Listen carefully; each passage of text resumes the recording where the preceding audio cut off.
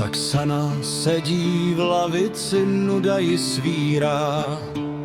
Škola čara kouzel jí svět zavírá.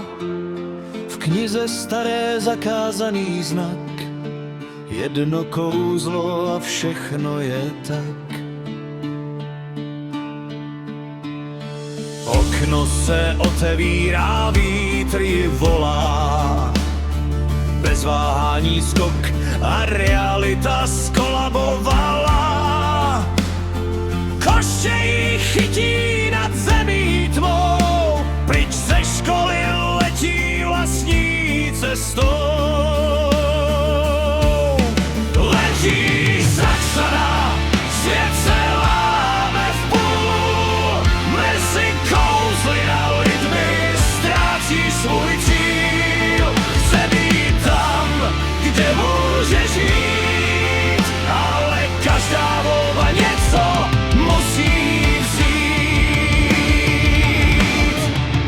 Letí Saxana, vítr ji nese dál do světa, kde nikdy předtím nestál. A i když chce být konečně svá, kouzelný svět ji zpátky zavolá. V lidském světě všechno je jinak. Žádný lektvary, jen obyčejný znak.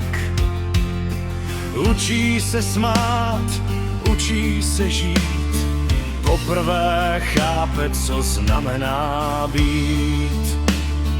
Aby tu mohla